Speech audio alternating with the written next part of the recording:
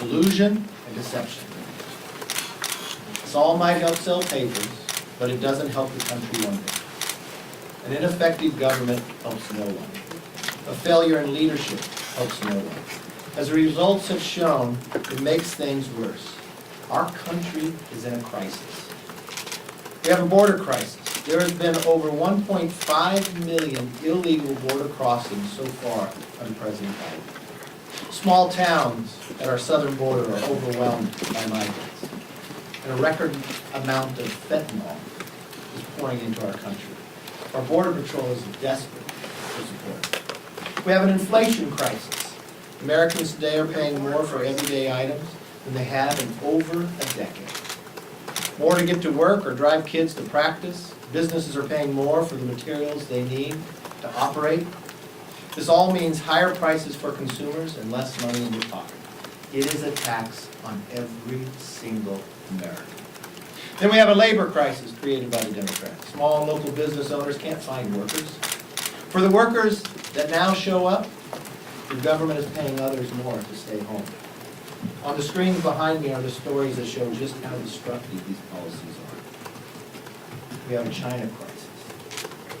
The Democrats hold every lever in our federal government, and yet have not made one single move to hold China accountable for the deaths of hundreds of thousands of Americans. We have a foreign policy crisis. The Afghanistan hearing this week revealed that the Commander-in-Chief, President Biden, lied to the American public about the recommendations he received from his military advisors. The disastrous and deadly Afghanistan withdrawal will haunt us for decades to come. The Democrats are making American life hard, and it's about to get much worse. So I'm making this promise right here and now. Republicans will investigate our government's failure to keep us safe at home and abroad. We'll do this because the consequences of their failures are what the American people deal with every single day. We know that the Democrats are doing everything in their power to prevent Congress from doing real oversight. But that will end the minute Republicans take back the majority. The Democrats have forgotten that we're supposed to focus on the people, not us. But for the past several months, that's what Democrats have done. They have wasted the American people's time. They have lied every step of the way. President Biden said no one making under $400,000 will see their federal taxes go up.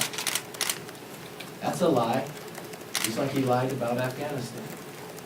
In fact, under his plan, an average family who earns over $50,000 will see a tax increase.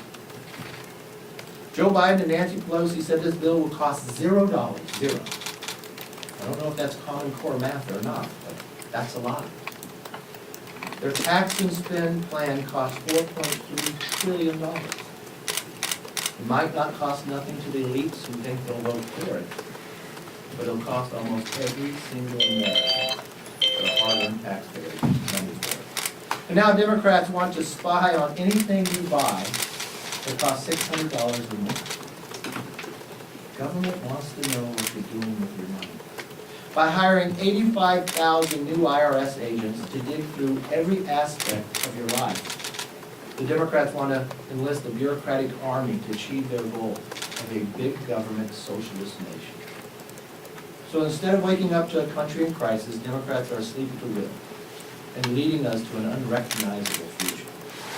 Our country is in a crisis, and it's time the Democrats focus and fix it. That's what they're doing. Yes, ma'am. So it sounds like Speaker Pelosi is moving forward with bringing the bipartisan bill to the floor. How confident are you that you have enough members that aren't going to put that over the edge with how hard you guys have been whipping against it? The question will be more so for the Speaker. If she was so confident, I thought we were having that vote on Monday. Are we still having that vote today?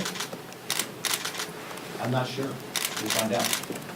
Yes, but the question for you is, where are your members? We know what she's saying. Where do you think your members are? I think the majority of the overwhelming amount of our members are going to vote no, because they don't view it as an infrastructure. Our conference wants to have an infrastructure. I went to the White House in the Oval Office, that's exactly what I told the president.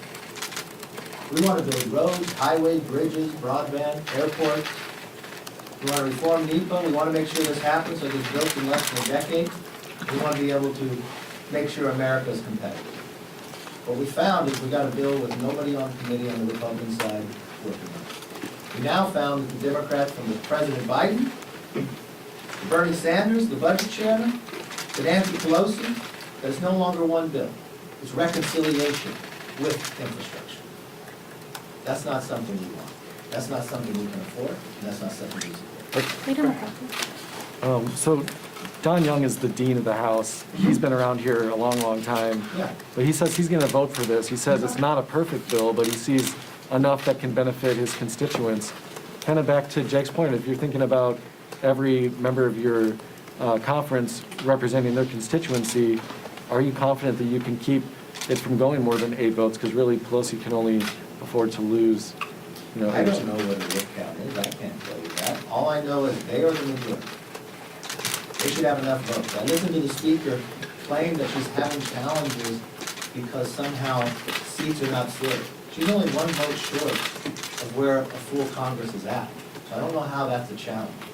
The challenge is how she flip-flops back and forth. If she wanted to have an infrastructure bill, if the president wanted to have an infrastructure bill, he should have said it shouldn't become one bill. He should have focused just on infrastructure. But what they want to do is restructure and transform America. You just sat through her press conference. This is the culmination of her life's work in public policy. So it's not an infrastructure bill. It is one bill, and members of the... But just to follow up real quick, I if I was could. wondering, I'm sorry. I was just wondering, you just mentioned Congress should be focused on holding China accountable for the deaths lost to the virus. Why do you use those words, and what is your proposal for how Congress can do so? Well, I rolled out a plan a number of months ago. First and foremost, I think we should release all the intelligence that we have to all the nations about where this virus originated from. I think, secondly, we should be able to have the ability for anyone who lost their lives to hold China accountable, be it in the courts, just as we did after 9/11. Thirdly, I think we should make sure that all the nations together should not reward China with the Olympics. So there are a number of things that we can do. We should also make sure that the funding of where our money goes, if it goes to a grant or somewhere else, for the idea of the studying of what was happening in China, make sure no money goes there ever again, or to Iran, or to North Korea and others. I think it's a reflection of, but we put a 5-point plan out a number of months ago about this. So this is nothing new. This is something that we want to hold people accountable to. Yes. Leader McCarthy. Yes, sir. Yes, as of today, if the infrastructure bill does not pass, the highway funding runs out. The Senate's Doesn't have to. currently, well, the Senate's currently working on a stopgap measure. I wonder if they pass that and get that over to the House, will you be encouraging your members to vote for that Yeah, stopgap for we the have a highway? continuing resolution. Think for one moment, the Democrats control every level. They control the House, they control the Senate, they control the presidency. Why are we, on the last day of government funding, having a crisis? Because they can't manage. Why would we even have a crisis about highway funding? Because the speaker's trying to create one to influence members to vote, putting a cliff. If the Senate passes a continuing resolution, which, why didn't we do this sooner so America would not be in a crisis? If they pass a clean CR, and I would like to see Iron Dome in there, but I know Democrats now in the House and in the Senate, that Israel is now something that they do not want to support, a defensive weaponry to help Israel. And also, keep highway funding going, as long as the CR goes. And I think the CR should go into December. I would vote for that, yes. Yes, sir. Yes. Since you have publicly went against the infrastructure bill, would you be happy today if that bill, the bipartisan bill, does fail? Look, what I would like to see, an infrastructure bill that builds roads, bridges, highways, broadband, airports, reforms NEPA. The Republicans put a plan out. If this plan fails today, let's go back to the table. Let's get one together, and let's make one that's an infrastructure bill. Why does everything have to be tied to reconciliation too?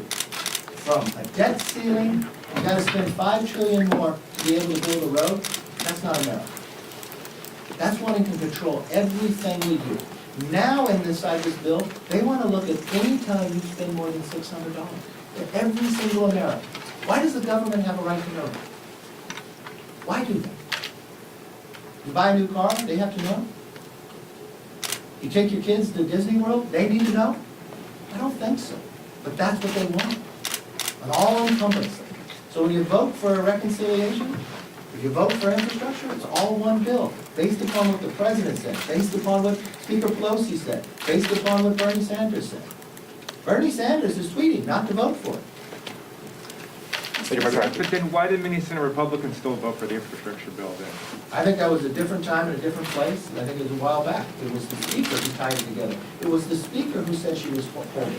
It was the Speaker Pelosi who said yesterday, you cannot vote on infrastructure until they get the reconciliation and the language. It was the Speaker who promised the moderates that they would be able to move forward and deem reconciliation going forward because they would have a vote last Monday. We didn't have that vote. Time and again. Unfortunately, we're not in the majority. I would promise you this. If we were in the majority, it would be different. We would have an infrastructure bill just only about infrastructure. I think America would like it. Leader McCarthy. So you're just following up on all of this. Are you whipping the infrastructure vote that Pelosi says she's planning for today? And for members who do vote for it, what would be the consequences? What is your rhetoric going to be like? What is your message about those Republicans? That conversation is no different today as it will be tomorrow.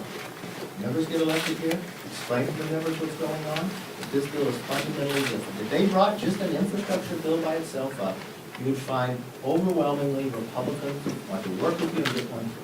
But is this, but Mr. Leader, to follow up. Leader McCarthy, But one to of the- follow up, Go ahead. Leader McCarthy, one of the members of your caucus, Representative Liz Cheney, said earlier this week she was wrong to have opposed same-sex marriage. Have your views changed after having opposed same-sex marriage?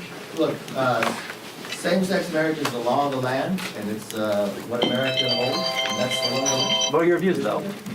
It's the law of the land. I support the law of the land. I don't see how that's different. I don't see how that's used. last question. Leader McCarthy. Democrats have floated changing the debt ceiling process so Congress doesn't have to vote on it every single time. How do you feel about changing that so Congress We can doesn't just have to? spend more and more. It's interesting to me that the credit cards are completely maxed out. And the answer the Democrats have is not to find a way to pay them off, but find a way to get another credit card to get a higher limit. Their only action of why they want to raise this is to spend more money that we spent to save us during World War II. And that's what they're fighting for. So they're creating crisis after crisis to try to force people to vote. They control every lever of Congress. Every lever of government, from Congress to Senate to White House. And we're sitting here on September 30th, when government funding is going to run out, on whether we're going to get a continuing resolution. They've got the letter so they know when the debt limit goes. You got Secretary Yellen saying it's October 18th. But if they pass the bill today, it's no longer October 18th. Because of the automatic funding that's going to go forward, it's even closer. Why have you controlled all? Why wouldn't your priority be to have a plan to solve that first? Because they want to create another crisis. It is the one definition of the last election when Democrats took over. It doesn't matter if it's the border, Afghanistan, from China, to now the simple funding of government from one year to the next. Democrats have made everything a crisis. Leader McCarthy. Isn't there a risk to Republicans too if you hit the debt ceiling?